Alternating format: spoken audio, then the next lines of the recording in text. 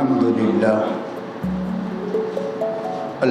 لله رب العالمين والصلاة والسلام على سيد الأنبياء والمرسلين وعلى آله وصحبه أجمعين أما بعد قال الله تبارك وتعالى في كلامه الكريم لقد كان لكم في رسول الله أسوة حسنة.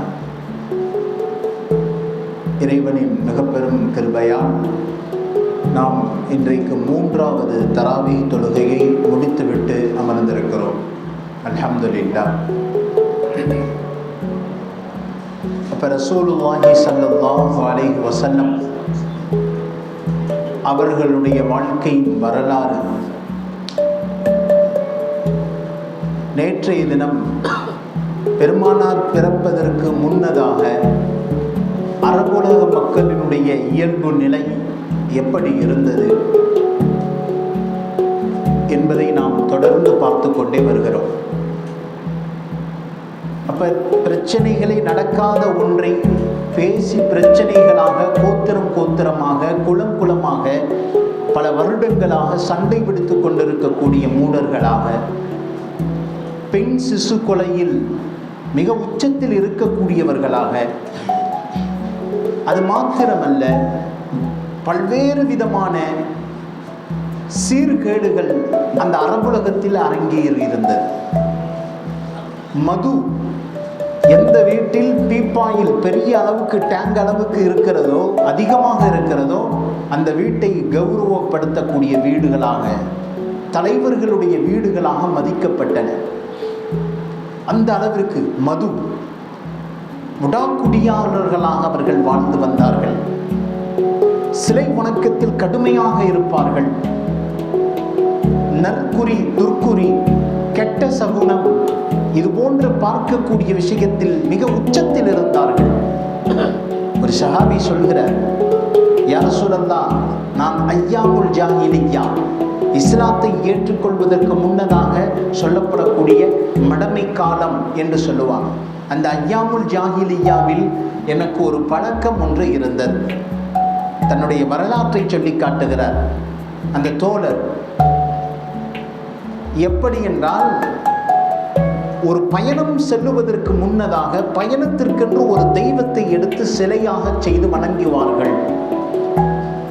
அந்த தெய்வத்தை சிலையாக செய்வதற்கு மாவை பயன்படுத்துவார்கள். இந்த தோழர் மாவை பயன்படுத்துகிறார், ஒரு பொம்மையை போல செய்கிறார். அந்த தெய்வத்தை எடுத்து பயணத்திற்கு சென்று விடுகிறார்.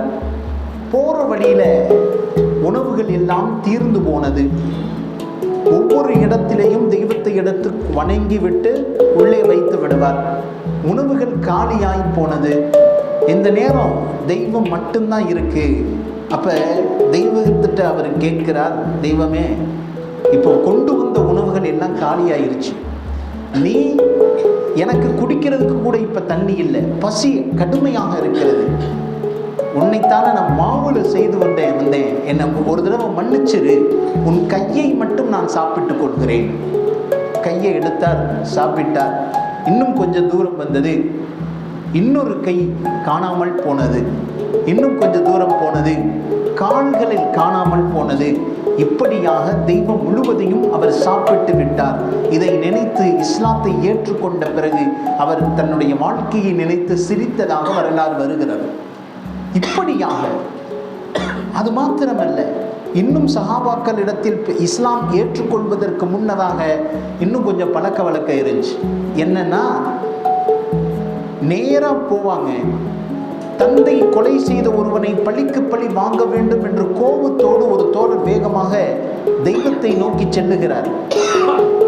தெய்வத்தை நோக்கி செல்லும் பொழுது அவங்க ஒரு சீட்டு மாதிரி போட்டு குலுக்கி எந்த சீட்டில் பழி வாங்கலாம் என்று வந்தால் பழி வாங்குவார், பழி வாங்க வேண்டாம் என்றால் விட்டு விடுவார். அந்த சீட்டுடைய வலிமை அவர்கிட்ட இல்லை. அதனால தன்னுடைய கூடையில் 2 அம்பு இருந்தது. ஒன்று பச்சை அம்பு, இன்னொன்று சிகப்பு அம்பு, சிகப்பு நிறத்தில் இருக்கும். அவர் எண்ணிக்கொள்கிறார், பச்சை வந்து விட்டால் தெய்வம் பழிக்கு பழி வாங்க அனுமதித்தது. அப்ப என் தந்தையை கொன்றவனை நான் கொல்லாமல் விடக்கூடாது. சிகப்பு நிறத்தில் அம்பு வந்துவிட்டால் தெய்வம் கோபித்துக் கொள்கிறது என்று சொல்லி நேராக கோபத்தோடு போகிறார். போகும்போது இவர் என்ன நோக்கத்தில் போறாரு, எப்படியாவது அவரை பழிக்கு பழி வாங்கணுன்ற கோபத்தில் போகிறார். தெய்வத்திற்கு முன்னால் நிற்கிறார். தெய்வத்திட்ட சொல்றார், தெய்வமே, என் தந்தையை கொலை செய்தவனை நான் பழிக்கு பழி வாங்க வேண்டும், எனக்கு நீ ஒரு நல்ல ஒரு எடுத்துக்கொடு, என்னுடைய அம்பை எடுத்துக்கொடு என்று சொல்லி கண்ணை மூடி எடுக்கிறாரு. சிகப்பு நிறத்தில் வருகிறது. அப்ப தெய்வம் சொல்லுது, இவர் நினைத்துக் கொள்கிறார், பழிக்கு பழி இப்ப வாங்க வேண்டாம், வெட்டு விடு. இவருக்கு வாங்கணும்னு ஆசை, வர்ற அம்பின் நிறமோ சிகப்பு, என்ன செய்வது? இப்ப மனம் ஏற்றுக்கொள்ளவில்லை. இரண்டாவது தடவையாக பார்க்கலாம் என்று கண்ணை மூடிக்கொண்டு இப்பொழுது அம்பை எடுக்கிறார். மறுபடியும் முன்னால் வந்ததை போல சிகப்பு அம்பே வருகிறது. இவருக்கு மறுபடியும் தாங்க முடியலை. இல்லை இல்லை, மூன்றாவது தடவையாக ஒரு தடவை போட்டு பார்க்கலாம் என்று கண்ணை மூடிக்கொண்டு ஒரு அம்பை எடுக்கிறார். முன்பு சொன்னதைப் போல சிகப்பு நிறத்தில் அம்பு வருகிறது. இவருக்கு பழிக்கு பழி வாங்கணுன்ற வெறி, ஆனால் அம்பு வருவதோ சிகப்பு நிறம். இப்போ அந்த தெய்வத்தை பார்த்து கேட்கிறாரா, இதுவே செத்தமே உன் அப்பனாக இருந்தால் இந்நேரம் நீ சிகப்பு அம்பை கொடுப்பியா என்ன கேட்கிறார்.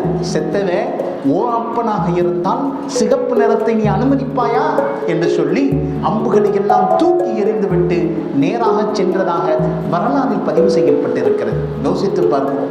இப்ப ரசூலுல்லாஹி ஸல்லல்லாஹு அலைஹி வஸல்லம் எப்பொழுது வந்தார்களோ சஹாபாக்களுடைய உள்ளத்தில் விதைத்தார்கள். ஒரு மனிதனுக்கு நல்லது விஷயம் ஏற்படுவதும் அல்லாஹ்வின் மூலமாக, தீயவை உண்டாவதும் அல்லாஹ்வை கொண்டுதான். மனிதனுடைய வாழ்க்கையில் நற்குறி கிடையாது, துர்க்குறி கிடையாது, கெட்ட சகுனம் கிடையாது, துர்க்குறி கிடையாது. எலிகள் செத்து போனால் துர்க்கிரி கிடையாது, பறவைகள் மாற்று திசையில் பறந்தால் துர்க்கிரி கிடையாது. எல்லாம் அல்லாஹ் எதை நாடுகிறானோ அதையே நடத்தாட்டுகிறான் என்பதாக ஸல்லல்லாஹு அலைஹி வஸல்லம் சஹாபாக்களுடைய உள்ளத்தில் விதைத்தார்கள். அப்படிப்பட்ட ஐயாமுல் ஜாஹிலியா, மடமை காலத்திலேயே அந்த அரபுலகம் மூழ்கி இருந்தது. பெருமானார் ஸல்லல்லாஹு அலைஹி வஸல்லம் அவர்கள் இன்னும் சற்று நாட்களில் பிறக்கவிருக்கிறார்கள். பொதுவாக எந்த ஒரு நபியை அல்லாஹ் ஒரு கூட்டத்தில் பிறக்க வைக்கிறானோ சமுதாயத்தை தேர்வு செய்வான். குறைஷி குலம், ஒரு குலத்தை அல்லாஹ் தேர்வு செய்வான். அந்த குலத்தில் இதற்கு முன்னதாக குஃபுர் இடைபெற்று இருக்காது. யாரும் அந்த வம்ச வழியில் சிலை வணக்கங்களோ இன்னும் மற்ற படைப்பினத்தினுடைய வணக்கங்களோ செய்திருக்க மாட்டார்கள். தூய்மையான வம்ச வழியை அல்லாஹ் தேர்வு செய்வான். அதன் அடிப்படையில் தான் பெருமானாரை பிறக்க வைப்பதற்காக அல்லாஹ் குறைஷி குலம் என்னும் பரிசுத்தமான வம்ச வழியை தேர்வு செய்தான். அந்த குறைஷி குலத்தில் மிக உயர்ந்த குலமாக அரபு தேசத்திலேயே கருதப்பட்ட காலம் அது. பெருமானார் ஸல்லல்லாஹு அலைஹி வஸல்லம் அவர்களுடைய தாயார் ஆமினா, அல்லாஹ் அவர்களை தேர்வு செய்தான். தந்தை அப்துல்லா, இன்னும் பெருமானார் பிறக்கவில்லை. பெருமானார் ஸல்லல்லாஹு அலைஹி வஸல்லம் அவர்கள் இப்பொழுது அவர்களுடைய தந்தையின் முதுகந்தண்டில், அப்துல்லாவினுடைய முதுகந்தண்டில் விந்தணுவாக இருக்கிறார்கள். ரசூலுல்லாஹ் இன்னும் பிறக்கவில்லை. எப்பொழுது முதுகந்தண்டில் விந்தணுவாக இருக்கிறார்களோ அப்பொழுது அப்துல்லாவின் ஒளியால் பிரகாசமாக இருந்தது. அரபு தேசம் இந்த வாலிபருடைய முகம் மிக பிரகாசமாக இருந்தது. காரணம், இவருடைய முதுகந்தண்டில் ரசூலுல்லாஹ் இருக்கிறார்கள், இன்னும் பிறக்கவில்லை. முகம் பிரகாசமாக மின்னிக் கொண்டிருந்தது.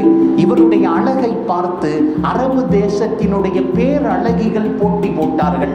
அப்துல்லாவினுடைய முகம் இவ்வளவு பிரகாசமாக ஒளங்கிக் கொண்டிருக்கிறது, இந்த வாலிபரை எந்த பெண், எந்த பாக்கியம் பெற்றவள் ஜோடியாக அனுபவிக்கப் போகிறான் என்பதாக அரபு தேசம் முழுவதுமே ஆசைப்பட்டு கொண்டிருந்தார்கள். இந்த நேரத்தில் தான் அல்லாஹ் ஜல்ல ஷானஹு வ தஆலா அன்னை ஆமினாவை அல்லாஹ் தேர்ந்தெடுத்தார். திருமணம் நடப்பதற்கு ஒரு 2 நாட்களுக்கு முன்னதாக ஆமினா அம்மையார் கனவு ஒன்றை காண்கிறார்கள். திருமிதி ஷரீஃபில் பதிவு செய்யப்பட்டிருக்கிறது. திருமிதி ஷரீஃபிலே பதிவு செய்யப்பட்டிருப்பதை சஹாபாக்கள் அறிவிப்பு செய்கிறார்கள்.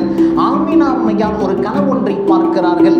இவர்களுடைய தூங்கிக் இயங்கிக் கொண்டிருக்கும் பொழுது அல்லாஹ்வினுடைய அரிசியிலிருந்து ஒரு ஒளி ஒன்று நேராக இவர்களை நோக்கி வருகிறது.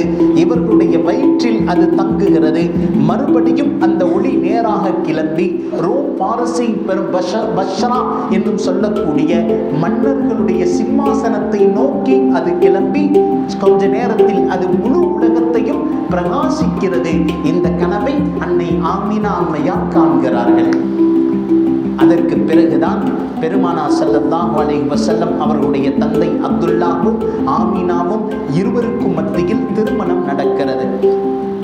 எப்பொழுது திருமணம் நடந்து ஓரிரு நாட்களிலேயே பெருமானார் ஸல்லல்லாஹு அலைஹி வஸல்லம் அவர்களுடைய விந்தனூர் ஆமினா அம்மையாருடைய கர்ப்பப்பையிலே செல்கிறதோ இப்பொழுது இவர்களுடைய முகம் பிரகாசமாக மாறுகிறது.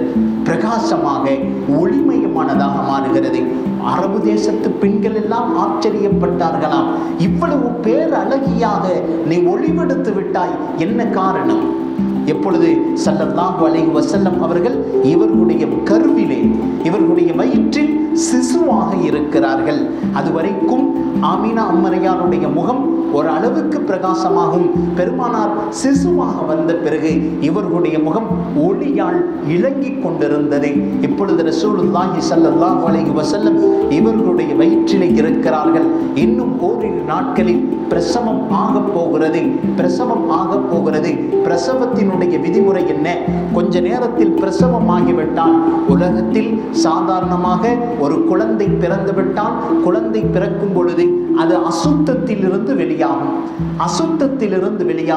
கொஞ்ச நேரத்தில் பெருமானார் ஸல்லல்லாஹு அலைஹி வஸல்லம் அவர்கள் குழந்தையாக பிறக்கிறார்கள். பெருமானார் குழந்தையாக பிறக்கும் பொழுது குளிப்பாட்டுவதற்காக வேண்டி அவர்களை தூக்கப்படுகிறது. அந்த நேரத்தில் ரசூலுல்லாஹ்வுடைய உடல் முழுவதும் கஸ்தூரி மனம் கமழ்ந்து கொண்டிருப்பதை அரபு தேசத்து மக்கள் பார்த்து ரசித்தார்கள். எந்த ஒரு குழந்தைக்கும் இல்லாத அளவிற்கு முஹம்மது ஸல்லல்லாஹு அலைஹி வஸல்லம் அவருடைய ஆச்சரியமான நிகழ்வுகளை கிதாபுகளில் பதிவு செய்கிறார்கள். பெருமானார் ஸல்லல்லாஹு அலைஹி வஸல்லம் குழந்தையாக பிறக்கும் பொழுது தனது நெற்றியை பூமியில் மீது சஜிதாவை செய்த நிலையிலேயே தன் தாயின் கருவில் இருந்து வெளியாகிறார்கள். தனது கையை கலிமாவின் விரலை நீட்டிய வண்ணமாகவே ரசூலுல்லாஹ் பிரசவமானார்கள். அது மட்டுமல்ல, உலக நடைமுறைக்கு மாற்றமாக ஒரு குழந்தை உலகத்தில் பிறக்கும் பொழுது அழுத நிலையில் தான் பிறக்குமா? கிதாபுகளில் எழுதுறான், ஒரு குழந்தை பிறக்கும் பொழுது ஏன் அழுகிறது தெரியுமா? அல்லாஹ் ஜல்ல ஷானஹு வ தஆலா என்னை பாவமற்ற உலகத்தில் வைத்திருந்தான். ஆலமே அர்வாஹ் என்னும் பாவமில்லாத உலகத்தில் நான் நிம்மதியாக இருந்தேன், சுற்றி கொண்டிருந்தேன். சொர்க்கத்தினுடைய கனி வர்க்கங்களை நான் நிம்மதியோடு புசித்துக் கொண்டிருந்தேன். ஆனால் அல்லாஹ் இந்த பாவமுடைய உலகில் என்னை பிரசவிக்க வைக்கிறானே, எனது தாயினுடைய வயிற்றிலிருந்து நான் இப்பொழுது வெளியே வந்து விட்டேனே. எந்த அளவுக்கு வருகிறது? ஒரு குழந்தை பிரசவித்து கண் திறந்து மூடினாலும் கண் திறக்கும் பொழுது என்ன பார்த்தாய் என்ற கேள்வி கணக்கை நாளை மறுமையில் அல்லாஹ் கேட்பான். அந்த அளவிற்கு இருக்கிறது. அப்போ ஒரு குழந்தை அழுகும் பொழுது இந்த உலகத்தின் பாவமுடைய உலகத்தில் தான் பிறக்கிறேனே என்ற நிலையில் அழுகிறது. ஆனால் ரசூலுல்லாஹி ஸல்லல்லாஹு அலைஹி வஸல்லம் அப்படி அளவில்லை. மாற்றமாக வமா அர்ஸல்னாக இல்லா ரஹ்மத்தன் லில் ஆலமீன், நபியே உங்களை அகிலத்தாருக்கு உலகத்தாருக்கு ஒரு அருட்கொடையாக ஒரு ரஹ்மத்தாக நாம் அனுப்பி வைக்கிறோம். இருக்கக்கூடிய எல்லா அனாச்சாரங்களையும் ஒழிக்கக்கூடிய முஹம்மத் உலகத்திலேயே பிறக்கப் போகிறார். எழுக்கக்கூடிய பெண் குலத்தினுடைய இழிவை போக்குவதற்காக வேண்டி முஹம்மத் உலகத்திலே பிறக்கப் போகிறார். எல்லா சமுதாயத்தினுடைய உரிமையை மீட்டு தருவதற்காக கருப்பர் இனம் வெள்ளை இனம் என்ற பாகுபாடை களைந்து முழு மனித சமுதாயமும் அல்லாஹ்வினுடைய ஒரே படைப்பு என்பதை உலகத்தில் நிலைநாட்டுவதற்காக இந்த முஹம்மத் உலகத்தில் பிறக்கப் போகிறார் என்பதை ரஹ்மத் என்னும் வாழ்க்கையின் முகமாக அல்லாஹ் முஹம்மதை பிறக்க வைத்தான். அதனால தான் ரசூலுல்லாஹி ஸல்லல்லாஹு அலைஹி வஸல்லம் தபஸ்ஸும ضاحكًا சிரித்த நிலையில் தன் தாயின் வயிற்றிலிருந்து பிறந்தார்களாம். சிரித்துக்கொண்டே ரசூலுல்லாஹ் பிறக்கிறார்கள். ரசூலுல்லாஹி ஸல்லல்லாஹு அலைஹி வஸல்லம் பிறக்கும் பொழுது சிரித்த நிலையில் இருந்தார்கள், சஜ்தாவினுடைய நிலையில் இருந்தார்கள். அவர்கள் பிறக்கும் பொழுது கஸ்தூரி உடைய நறுமணம் அதிகமாக கமழ்ந்து கொண்டிருந்தது. அடுத்து 4வது அவர்களுடைய முதுகில் ஹாத்தமுன் நபியின், நபிமார்களுடைய இறுதி முத்திரை பதிக்கப்பட்டிருந்தது. அடுத்து 5வது வஹ்தாம், பெருமானார் பிறக்கும் பொழுதே சுன்னத் ஹத்னா செய்தவர்களாக, சுன்னத் செய்யப்பட்டவர்களாகவே ரசூலுல்லாஹ் பிறந்தார்கள். கிதாபுகள்ல பதிவு செய்கிறார். பெருமானாருக்கு பிறக்கும் பொழுதே ஹத்னா, சுன்னத் செய்யப்பட்ட நிலையில் ரசூலுல்லாஹி ஸல்லல்லாஹு அலைஹி வஸல்லம் பிறந்ததாகவும் வருகிறது. அப்ப குழந்தை பிறந்து விட்டது. இந்த நேரத்தில் கிதாபுகள்ல சில விஷயங்கள் சொல்லுகிறார்கள், அது பலகீனமானது என்பதாகவும் சில விரிவுரையாளர்கள் சொல்றாங்க. ரசூலுல்லாஹி ஸல்லல்லாஹு அலைஹி வஸல்லம் பிறக்கும் பொழுது கிஸ்ராவினுடைய பல ஆண்டு காலமாக எரிந்து கொண்டிருந்த நெருப்பு அணிந்ததாகவும் வரலாறுகள்ல பதிவு செய்கிறார்கள். குஃபுர் சிறுக்குகள், ஒரு இடத்தில் வைக்கப்பட்டிருந்த 350 சிலைகள் அப்படியே விழுந்து தரைமட்டமாக உடைந்ததாகவும் கிதாபுகள்ல பதிவு செய்கிறாங்க. இந்த ரிவாயத்துக்கள் பலகீனமானது என்றாலும் சில நபர்கள், விரிவுரையாளர்கள் சொல்கிறார்கள், ரசூலுல்லாஹ் பிறக்கும் பொழுது இந்த அற்புதங்கள் ஏற்பட்டது உண்மைதான் என்பதாக சில வரலாற்று ஆசிரியர்கள் பதிவு செய்கிறார். அப்ப ரசூலுல்லாஹி ஸல்லல்லாஹு அலைஹி வஸல்லம் அவர்களை அல்லாஹ் ஜல்ல ஷானஹு வ தஆலா இந்த உலகத்திற்கு அற்புதமாக, ரஹ்மத்தாக, எல்லா சமுதாயத்திற்கும் அல்லாஹ் ஜல்ல ஷானஹு வ தஆலா உரிமையை மீட்டு தரக்கூடிய ஒரு அல்லாஹ்வினுடைய உதவியாளராக இந்த உம்மத்திற்கு அல்லாஹ் ஜல்ல ஷானஹு வ தஆலா பெருமானாரை ஏற்படுத்தினார். அதனால தான் எல்லா நபிமார்களும் இந்த உம்மத்திற்கு ரசூலுல்லாஹை பற்றி சொல்லிக் கொண்டே இருப்பார்கள். எனக்கு பின்னால் அஹ்மத் என்று சொல்லக்கூடிய ஒரு சுப செய்தி சொல்லக்கூடிய ஒரு தூதுவர் வரவிருக்கிறார். ஈசா அலைஹிஸ்ஸலாத்துடைய சொல்லை அல்லாஹ் ஜல்ல ஷானஹு வ தஆலா அல் குர்ஆனில் பதிவு செய்கிறார். அப்ப ரசூலுல்லாஹி ஸல்லல்லாஹு அலைஹி வஸல்லம் அவர்கள் இந்த உலகத்தில் பிறந்து விட்டார்கள். பிறந்ததற்கு பிறகு பெருமானாரினுடைய தாயின் நிலைமை என்ன, தந்தையின் நிலைமை என்ன, அதற்கு பிறகு ரசூலுல்லாஹ் எப்படி வளர்ந்தார்கள், இவர்களுக்கு பெயர் வைக்கப்பட்டது யார் யார் யார் என்ன காரணத்திற்காக வேண்டி பெயரை வைத்தார்கள் என்பதை இன்ஷா அல்லாஹ் நாளை பார்க்கலாம். அல்லாஹ் ஜல்ல ஷானஹு வ தஆலா ரசூலுல்லாஹ்வினுடைய முழு